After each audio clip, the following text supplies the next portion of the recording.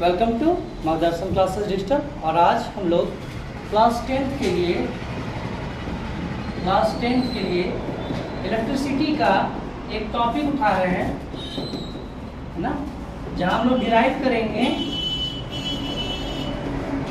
Parallel और series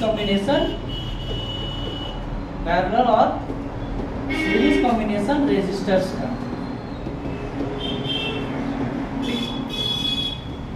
ये derivation क्या हुआ, हमेशा एग्जाम्स में आता रहा है और इस पे कमांड बनाना भी ज़रूरी है, क्योंकि पैरेलल और सीरीज जब डिराइव करना आएगा तो पैरेलल और सीरीज के ऊपर जो भी न्यूमेरिकल्स होगा उनको भी हम आसानी से सॉल्व कर पाएंगे। तो पहले पता होना चाहिए कि कैसे हम पता करें कि कोई दिया हुआ रेजिस्टर सीरीज में है या जो रेजिस्टर हमको प्रोवाइड किया गया है वो सीरीज कॉम्बिनेशन में है या पैरेलल कॉम्बिनेशन में है। तो चलिए, पैरेलल में क्या होगा, जब रेजिस्टर्स पैरेलल में होता है कैसे पता चलेगा कि दो रेजिस्टर्स पैरेलल में है। तब हम क्या देखेंगे कि दो रेजिस्टर जो हम लोगों को प्रोवाइड किया गया है, दो रेजिस्टर, जैसे यहाँ समझने के लिए हम लोग R1 और R2 नाम का दो रेजिस्टर लिए। अगर ऐसा हो कि R1 और R2 का कॉमन स्टार्टिंग एंड, क्या देखेंगे, कॉमन स्टार्टिंग,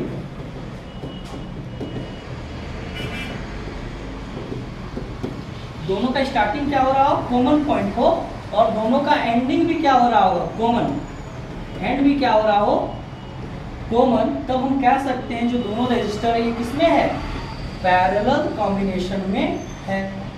और अगर ऐसा हो कि दिया हुआ दो रेजिस्टर एक के बाद एक शुरू हो रहा हो, एक रेजिस्टर खत्म हुआ दूसरा रेजिस्टर स्टार्ट हो गया, तब हम क्या कहेंगे कि ये दोनों रेजिस्टर किसमें है, सीरीज में। तभी दोनों रेजिस्टर किसमें कहा जाएगा, सीरीज में। अब मान लो अगर कहीं पे ऐसा रेजिस्टर दिया आपको, ठीक है, R1, R2 और R3। सवाल है कि R2 और R3 के बीच कौन सा कॉम्बिनेशन, R2 और R3 के बीच कौन सा कॉम्बिनेशन होगा। तो ना तो ये सीरीज कॉम्बिनेशन होगा ना ही पैरेलल होगा, कारण R2 के जस्ट बाद R3 शुरू नहीं हो रहा है, या फिर R3 के जस्ट बाद R2 शुरू नहीं हो रहा है, तो सीरीज नहीं हुआ। पैरेलल क्यों नहीं, स्टार्टिंग भले एक जगह से हो रहा है ना, स्टार्टिंग भले एक जगह से हो रहा है, लेकिन एंडिंग क्या है, दोनों का अलग अलग पॉइंट पे, क्योंकि दोनों अलग अलग पॉइंट पे एंड हो रहा है, तो ये पैरेलल भी नहीं होगा। ठीक है, तो सीरीज हमेशा क्या होगा, जब एक के बाद एक चलेगा तो सीरीज कहेंगे, और जब ऐसा होगा कि दो रेजिस्टर्स, है ना, एक दूसरे के साथ जुड़ा होगा पैरेलल कॉम्बिनेशन से, स्टार्टिंग एक पॉइंट पे और एंडिंग भी एक पॉइंट पे, तब कह रहे होंगे हम लोग क्या, पैरेलल कॉम्बिनेशन। चलिए, अब इक्विवेलेंट का कॉन्सेप्ट क्या है, इक्विवेलेंट रेजिस्टेंस का कॉन्सेप्ट क्या है ना, ये क्या है, इक्विवेलेंट रेजिस्टेंस मतलब कि अगर कहीं पे हमारे पास सीरीज में कुछ रेजिस्टर्स है, R1, R2 और R3, है ना, अगर एक कनेक्शन है, हम क्या चाह रहे हैं, जितना काम इन तीनों के द्वारा मिलकर किया जा रहा है उतना ही काम अकेला एक रेजिस्टर कर दे। जितना काम इनके द्वारा, ये पूरे सेट के द्वारा किया जा रहा है, पूरे ग्रुप के द्वारा किया जा रहा है, उतना ही काम हम क्या चाह रहे हैं कि एक सिंगल रेजिस्टर कर दे। तब हम क्या कहेंगे, ये जो हमारा रेजिस्टर वो क्या है, इन तीनों का इक्विवेलेंट रेजिस्टेंस है, इक्विवेलेंट रेजिस्टेंस है ना, क्योंकि जितना काम ये लोग कर सकता है उतना ही काम ये अकेला कर सकता है, इन सब के बराबर है। ठीक है, तो अगर सीरीज में रेजिस्टर लगता है और पैरेलल में रेजिस्टर लगता है तो इन पे क्या प्रभाव पड़ता है। तो इक्विवेलेंट जब कैलकुलेट करेंगे तो उससे पहले इक्विवेलेंट पता होना चाहिए था, और इक्विवेलेंट शायद अब आपको पता हो गया। इक्विवेलेंट मतलब वो अकेला रेजिस्टर जो पूरे ग्रुप के बराबर काम अपने कर सकता है, वो कहलाएगा उस ग्रुप के लिए इक्विवेलेंट रेजिस्टर। जैसे इन तीनों का काम अगर ये रेजिस्टर अकेला कर दे तो इन तीनों के लिए ये रेजिस्टर क्या हो जाएगा, उसका इक्विवेलेंट रेजिस्टेंस हो जाएगा। चलो, अगर हम लोग डिराइव करना चाहते हैं सीरीज के लिए, डिराइव करना चाहते हैं अगर सीरीज के लिए, तो देखिए यहाँ पे एक बात होगा हम लोग मान लेते हैं, let us consider 3 resistors R1, R2 and R3। ये रजिस्टर मान लिए R1, R2, R3 है ना, connected in series to a supply of V volt. ये 3 रजिस्टर को क्या किए हम लोग, है ना, V वोल्ट के एक सप्लाई से जोड़ दिए हैं। ठीक है, V वोल्ट की एक सप्लाई से जोड़ दिए, मतलब क्या है, इस तरह से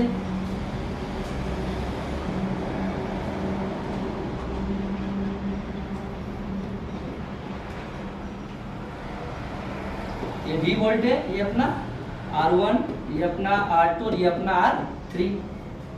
ठीक है, अब यार ध्यान दो एक बात, अगर यहाँ पे करंट निकलता है, कोई भी I नाम का करंट यहाँ से निकलता है और ये करंट यहाँ तक आएगा, यही करंट आगे भी पहुंचेगा, तो यही करंट आगे भी जाएगा और फिर वापस से होकर के यहाँ जाएगा।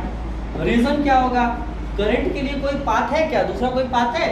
जो करंट यहाँ से चलना शुरू करेगा यहाँ तक जाएगा, अब इसको इसी रास्ते पे आगे चलना होगा ना, कोई रास्ता तो नहीं है, तो पूरा करंट आगे पहुंच जाएगा, फिर वही करंट यहाँ पे मिलेगा, फिर वही आगे और फिर वही आगे होता हुआ फिरता हुआ क्या होगा, वापस से आ जाएगा।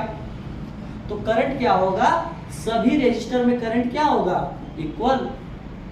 तो सीरीज के बारे में हम लोग एक चीज और क्या जानेंगे कि सीरीज कॉम्बिनेशंस में क्या होता है, सारे डिवाइस में जो होगा करंट जो होगा वो बराबर हो रहा होगा, है ना। अगर 5 एम्पियर यहाँ तो 5 एम्पियर यहाँ भी और यहाँ भी कितना, 5 एम्पियर, तो जो भी करंट होगा वो तीनों में क्या हो जाएगा, सेम।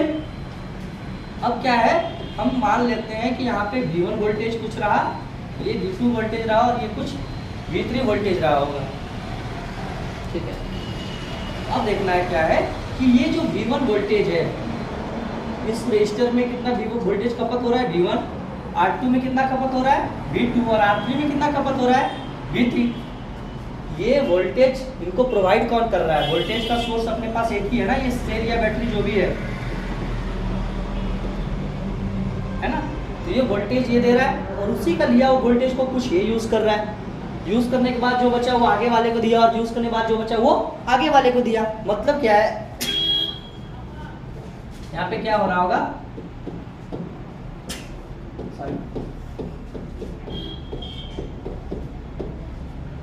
है ना, क्या हुआ यहाँ पे क्या देख पा रहे हैं कि जो V होगा किसके बराबर होगा, V1 plus V2 plus V3 के बराबर, है ना।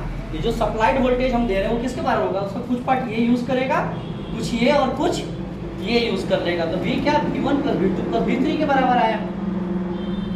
अब अगर यहाँ पे देखिए ओम्स लॉ अगर यूज करते हैं हम लोग, ओम्स लॉ क्या था, V इक्वल टू IR। ठीक है, तो मेरा रिक्वायरमेंट क्या है, V1, तो V1 क्या हो गया, I R1, है ना, तो क्या पढ़ चुके थे लोग, I तीनों में बराबर है, तो कि I क्या होगा, सिंगल रास्ता है ना I के लिए, तो जो I यहाँ वही I यहाँ, वही I यहाँ भी, तो V1 कितना आ गया, I R1। सिमिलरली उसी तरह V2 कितना आ जाएगा, I R2, और V3 भी कितना आ जाएगा हमारे पास, I R3। तो अगर इनको पुट कर लिया जाए इक्वेशन 1 में, अगर पुट कर लेते हैं, इक्वेशन 1 मान लेते हैं, तो क्या हो जाएगा, V इक्वल टू कितना आ गया, I R1 plus I R2 plus I R3, equation number 2। अब इक्विवेलेंट रेजिस्टर जो होगा क्या होगा, वो ऐसा रेजिस्टर होगा जो इनके बराबर काम कर सकता है। मतलब कि अगर इसको मॉडिफाई किया जाए तो हम क्या लिख सकते हैं, एक सिंगल रेजिस्टर होगा जो इन सब के बराबर काम कर सकता है। इसको क्या बोल रहे हैं, RS। क्या नाम दिए, RS। वोल्टेज अभी भी V है तो I करंट निकल रहा है। अगर यहाँ पे ओम्स लॉ लगाते हैं, है ना, इक्विवेलेंट जब बनेगा इसका मतलब क्या हुआ, एक सिंगल रेजिस्टर जो इन तीनों के बराबर काम कर सकता है, तो सर्किट कुछ ऐसा बन जाएगा। तब क्या हो जाएगा, ओम्स लगाएंगे तो V equal to IRS। V equal to क्या हो जाएगा, IRS। अब इसका इस वैल्यू को पुट कर देते हैं इक्वेशन नंबर 2 में, क्योंकि V का वैल्यू आ गया, तो पुट करेंगे तो यहाँ पे क्या आ जाएगा, V की जगह क्या लिख सकते हैं हम लोग, IRS। ये किसके बराबर आया, IR1 plus IR2 plus IR3 के बराबर, है ना। तो यहाँ पे I आर एस। अब आर एस नाम क्यों दे दिए, यहाँ पे रेजिस्टेंस सीरीज में निकाल रहे हैं तो आर एस नाम दे दिए, ठीक है। आई आर एस हो गया, किसके बराबर है, आई कॉमन ले लेते हैं तीनों में से, तो यहाँ पे आ जाएगा हमारे पास R1 plus R2 plus R3, है ना। तो आई से आई कट गया तो आ गया आर एस इक्वल टू क्या आ गया, R1 plus R2 plus R3, है ना। तो इक्विवेलेंट रेजिस्टेंस क्या हो जाता है, सीरीज में इक्विवेलेंट रेजिस्टेंस क्या हो जाता है, सम ऑफ द रेजिस्टर, क्या हो जाता है, सम ऑफ द इंडिविजुअल रेजिस्टर्स, है ना। सीरीज में रेजिस्टेंस क्या होता है, सम ऑफ द इंडिविजुअल रेजिस्टर्स। मान लो क्वेश्चन में क्या कर रहा है, मान लो क्वेश्चन कहता है क्या कि हमारे पास R जो है बराबर है ना, रेजिस्टर्स अगर इक्वल हुआ तब, रेजिस्टर अगर इक्वल हुआ तब उस केस में क्या करेंगे, आर एस किसके बराबर होगा, एन आर के बराबर, किसके बराबर हो जाएगा, एन आर। वहां एन क्या है, नंबर ऑफ रेजिस्टर्स, किसके बराबर होगा, नंबर ऑफ रेजिस्टर, है ना। जब R1 R2 R3 सब का वैल्यू सेम होगा, ये भी 5 ओम 5 ओम 5 ओम मान लो, तो 5 5 5 कितना हो गया, 15। तो सिंपली क्या कर देंगे, 3 गुने 5 15, है ना। तो अगर सिमिलर रेजिस्टर है, सारा रेजिस्टर अगर बराबर है तो हम लोग क्या फॉर्मूला यूज कर सकते हैं, एन आर का फॉर्मूला यूज कर सकते हैं, जहाँ पे एन क्या होगा, नंबर ऑफ रेजिस्टर, और आर क्या होगा, ओम ऑफ इंडिविजुअल रेजिस्टर। प्रत्येक रेजिस्टर का जो वैल्यू होगा वो आर हो गया, एन हो गया संख्या। तो हमारे पास रेजिस्टर का दो फॉर्मूला निकल के आ जाएगा, क्या क्या, पहला एक आ गया आर एस, ये वाला R S equal to R1 plus R2 plus R3, और दूसरा हमारे पास R S equal to N R, ठीक है। डेरिवेशन में कुछ नहीं है, बहुत आसान है, शॉर्टकट में फिर से एक बार हम चल रहे हैं, ठीक है। क्या किए, 3 रेजिस्टर कंसीडर किए, ठीक है। R1 R2 R3 connected to a series supply of V volt से कनेक्टेड है, ठीक है। अब क्या हुआ, आई करंट अगर निकला तो तीनों में क्या होगा, बराबर करंट जाएगा। रीजन, करंट को फ्लो करने के लिए सिंगल पाथ यही है, तो तीनों के पास क्या होगा, आई बराबर। मान लिए कि V1 V2 V3 तीन वोल्टेज खाता है, और ये किसके बराबर होगा, सप्लाई वोल्टेज को। एक इक्वेशन मिल गया हमारे पास, है ना। अब क्या किए, ओम्स लॉ का यूज करके यहाँ से V1 V2 V3 का वैल्यू निकाल लिए, और उसको हम लोग क्या किए, यहाँ पे पुट ऑन कर दिए इक्वेशन 1 में, तो बन गया इक्वेशन नंबर 2। अब इस सीरीज को मॉडिफाई किए, है ना। तो इक्विवेलेंट निकालने का क्या कॉन्सेप्ट था, इक्विवेलेंट रेजिस्टर होता क्या है, वो रेजिस्टर जो इनके बराबर काम अकेला कर दे, तो आरएस को ले आए, है ना।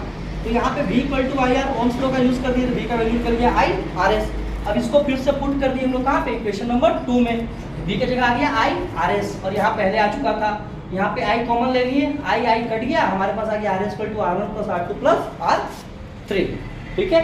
तो ये था सीरीज कॉम्बिनेशन रेजिस्टर्स का डेरिवेशन। अब क्या करते हैं, एक क्वेश्चन करके देखते हैं, क्वेश्चन कैसे होगा। तो एग्जांपल हमसे पूछा जाए, find the equivalent resistance of given circuit. क्या होगा, मान लो क्वेश्चन हमारे पास है ना।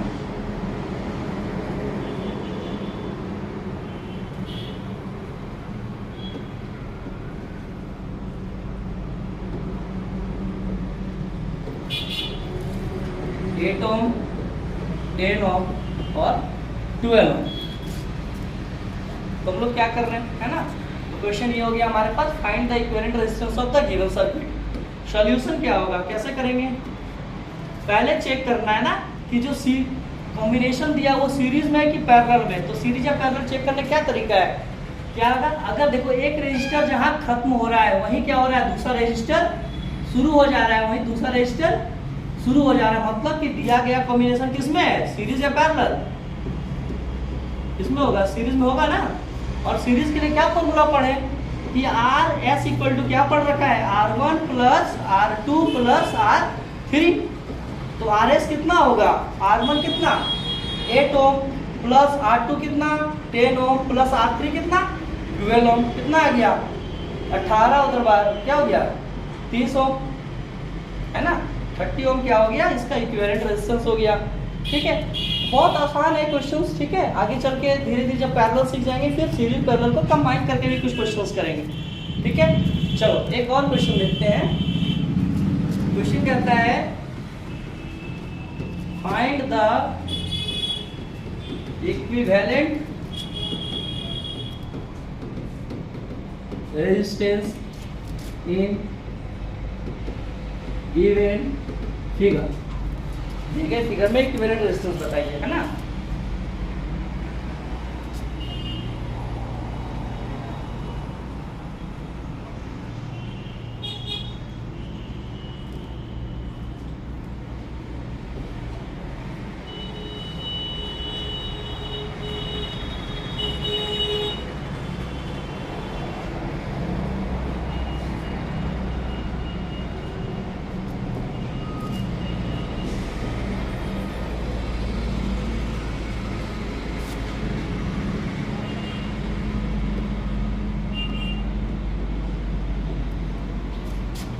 ये मान लो अपना क्वेश्चन दे रखा है, सॉल्यूशन करना है। क्वेश्चन देख के बड़ा अजीब लग रहा है ना, क्वेश्चन है कि इसमें नहीं है पता नहीं, लेकिन अगर पढ़ा हुआ है बेसिक कि सीरीज कैसे पता करते हैं और पैरेलल कैसे पता करते हैं तो क्वेश्चन खत्म हो जाता है ना। सीरीज में क्या था कि जहाँ क्वेश्चन पहला रजिस्टर खत्म हो रहा हो दूसरा रजिस्टर शुरू हो रहा हो, जहाँ दूसरा रजिस्टर खत्म हुआ तीसरा शुरू हो रहा है। यानी कि जो सीरीज दिया है कॉम्बिनेशन अभी आपको, ये कॉम्बिनेशन दिया किसमें है, सीरीज में, है ना। तो यहाँ पे सीरीज लगेगा, सीरीज तो RS कितना हो जाएगा, R1 5 ohm plus 4 ohm plus 3 ओम, कितना 5 4 9 10 11 12 ओम, खत्म हो जाएगा। चलो अगर खत्म हो जाएगा तो आपके प्रैक्टिस के लिए कुछ क्वेश्चन छोड़ जा रहे हैं। ठीक है, सॉल्व कीजिए और कमेंट सेक्शन में हम लोगों को बताइएगा। क्वेश्चन है पहला, करते जाइए ट्राई।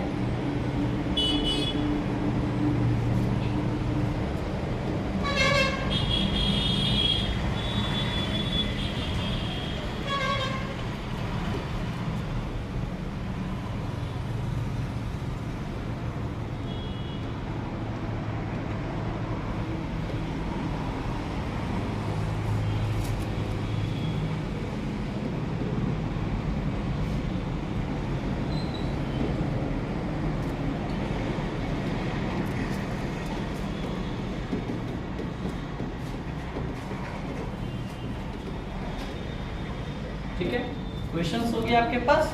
अब मेन है दूसरे सेक्शन में चलते हैं जहाँ पे हम लोग फिर से क्या कर रहे होंगे, डिराइव करेंगे किसको, अब डिराइव करेंगे पैरेलल कॉम्बिनेशन को। ठीक है,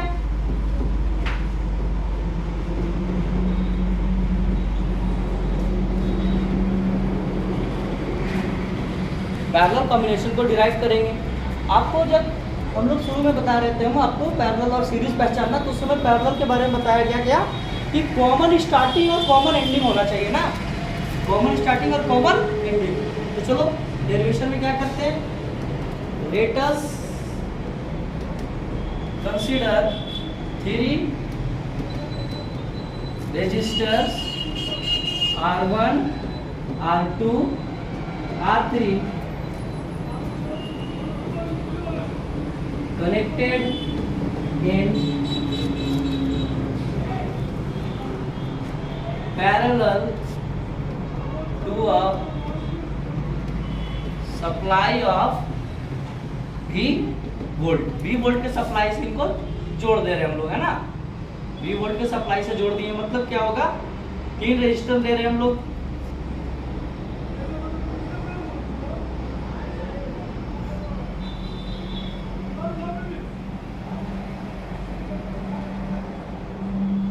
इसको कंबाइन कर रहे हैं वोल्टेज सप्लाई से।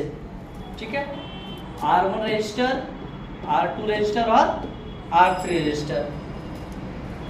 अब देखो क्या हो रहा है, अगर यहाँ से कोई करंट चलना शुरू किया ना, यहाँ तक करंट आएगा, आई कोई दिक्कत नहीं है, लेकिन यहाँ जो करंट आई पहुँचतेगा उसके पास 3 पाथ है, इधर जाए इधर जाए इधर जाए, है ना। यहाँ पे क्या हो रहा है, 3 पाथ, जो करंट यहाँ से चलना शुरू किया यहाँ तक तो कोई दिक्कत नहीं, यहाँ पहुँचने के बाद उसके पास 3 रास्ता नजर आ रहा है कि जाए तो किधर जाए। तब क्या हो रहा है, तो कुछ अमाउंट हो सकता है इधर की ओर जाएगा, कुछ अमाउंट इधर की ओर जाएगा और कुछ अमाउंट इधर की ओर जाएगा। अब जो इस इधर I1 आया वही R1 से क्रॉस करेगा, मतलब यहाँ कितना फ्लो करेगा I1, इधर कितना फ्लो करेगा I2 और यहाँ कितना फ्लो करेगा I3। अब ये तीनों फिर यहाँ पे जाके मिलेगा, है ना। इधर से I1 जो गया वो इधर से होके यहाँ पे मिलेगा, ये I2 इधर से मिलेगा, ये I3 इधर से मिलेगा, और ये यहाँ आके फिर क्या बना लेगा I, है ना। यहाँ पे आके फिर ये क्या बना देगा I बना देगा। तो यहाँ पे क्या दिख रहा है कि करंट के पास क्या हो रहा है, मल्टीपल रास्ता है चेंज होने के लिए, है ना। करंट के पास क्या मल्टीपल रास्ता चेंज होने के लिए हो रहा है। तो पहला चीज समझ में आया, क्या होगा यहाँ पे I किसके बराबर है I1 plus I2 plus I3 के बराबर है ना। पहला इक्वेशन को इक्वेशन 1 अगर मान लिया जाए तो I1 किसके बराबर है I1 plus I2 plus I3 के बराबर है कौन I, है ना, जो निकल के आ रहा है करंट। अब यहाँ पे देखिए दूसरा बात क्या है,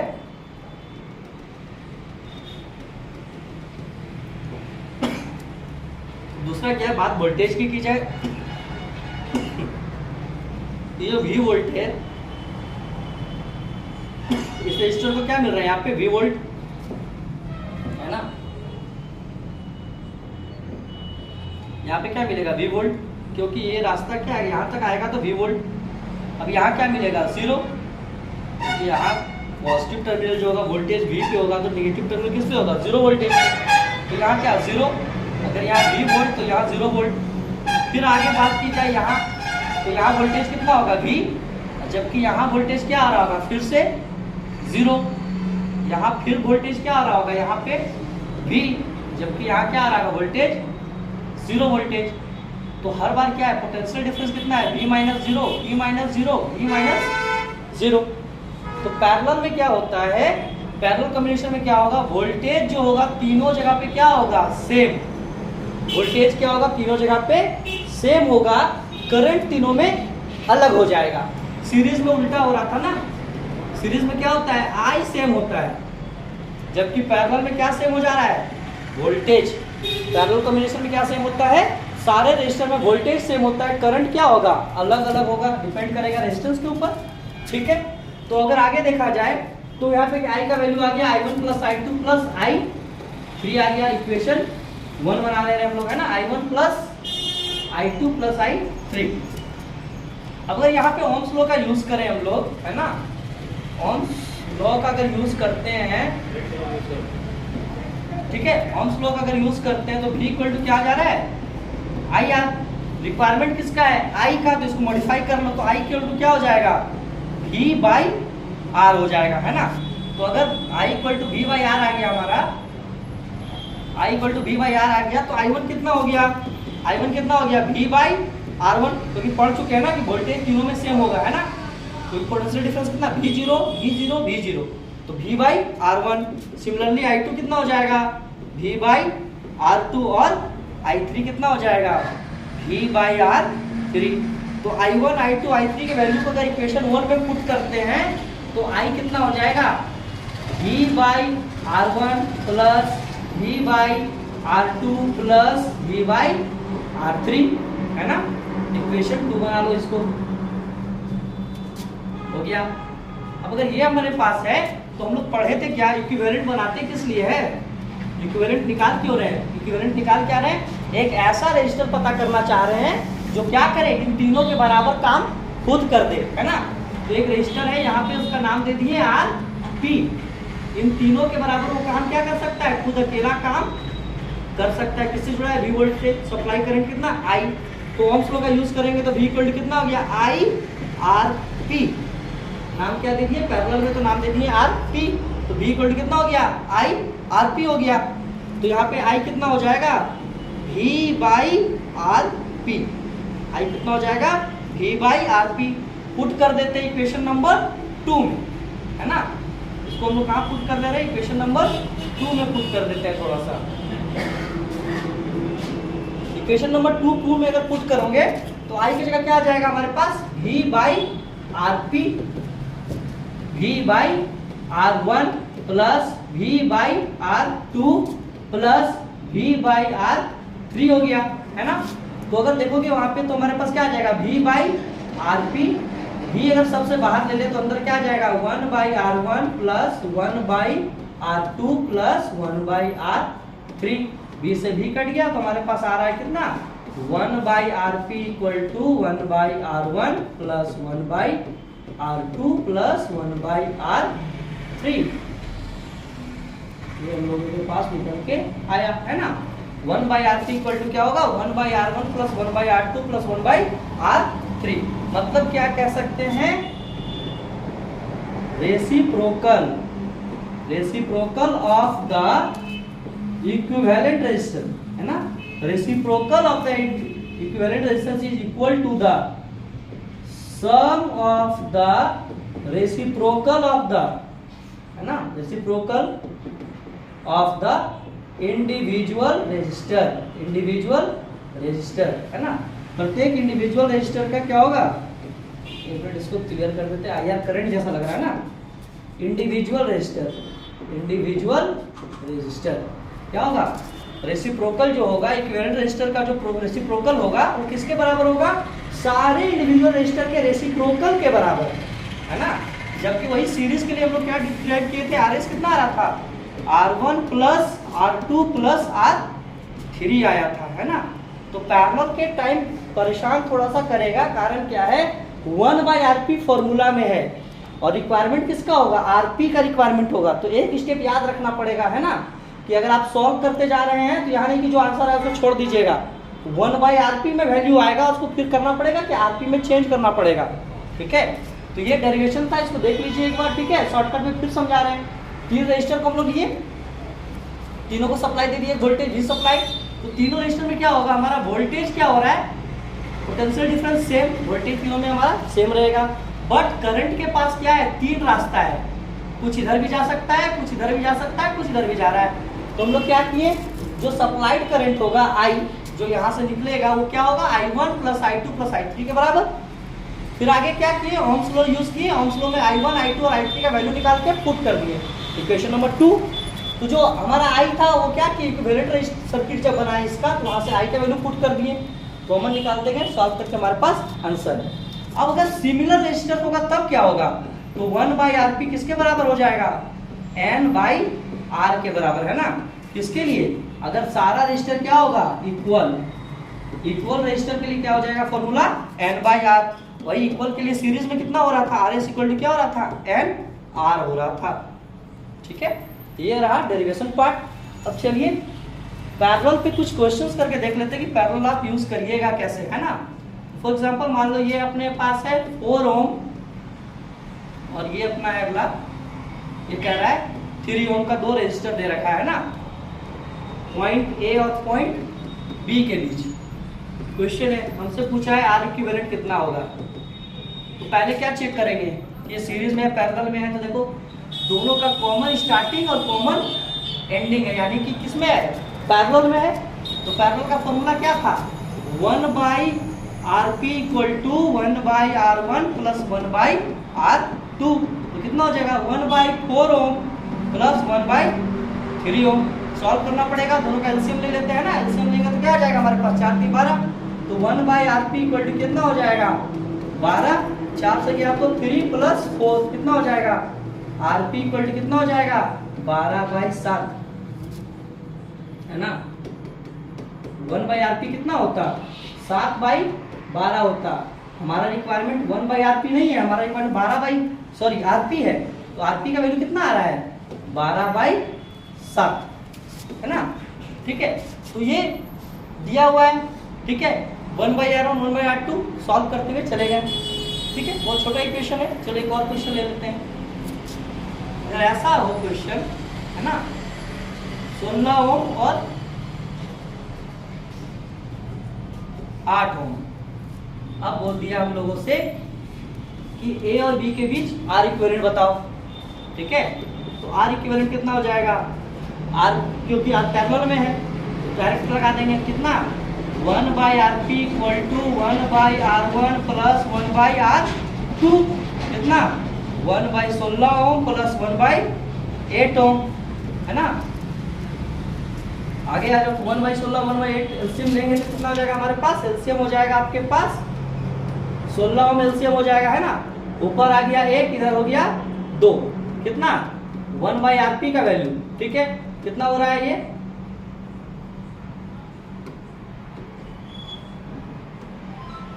कितना हो रहा है इधर, ठीक है। तो ये नहीं होगा ना, ऊपर कितना हुआ 3, नीचे 16, वैल्यू कितना ओम में, तो क्या 1/RP का वैल्यू आया ना 3/16, तो RP का वैल्यू कितना होगा 16/3 ओम, ये आ जाएगा RP का वैल्यू। अब जो जनरली पूछ रहा है क्वेश्चन आपसे वो क्या है, जहां पे दोनों रेजिस्टर मान लो बराबर दे रखा है, तब आपको डिराइव सॉल्व करने का जरूरत नहीं है। आपको एक बहुत सिंपल सा तरीका बता रहे हैं, वो याद रखना है और क्वेश्चन बन जाएगा। मान लो ये रखा था 16 ओम, ये भी 16 ओम, तो डायरेक्ट आंसर आएगा 8 ओम, ठीक है।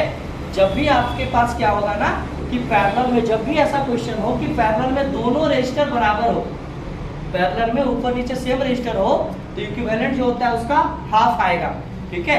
डिराइव करके देख लेते हैं। 1/RP किसके बराबर, 1/16 प्लस 1/16 कितना 2/16 कितना 1/8, ये किसका बराबर वैल्यू है 1/RP का वैल्यू है, तो RP का वैल्यू कितना होगा 8 ओम, ठीक है। ये एकदम बिल्कुल प्रूफ है, ठीक है। तो कई बार क्वेश्चंस में रहेगा ऊपर नीचे अगर सेम वैल्यू है, दिमाग बैठा लीजिए कि इसका R इक्विवेलेंट कितना आएगा, उसका हाफ, ठीक है। चलो आपके प्रैक्टिस के लिए कुछ क्वेश्चन छोड़े जाते हैं हम लोग। क्वेश्चन में आपके पास है 3 ओम और 2 ओम है, R इक्विवेलेंट कितना होगा,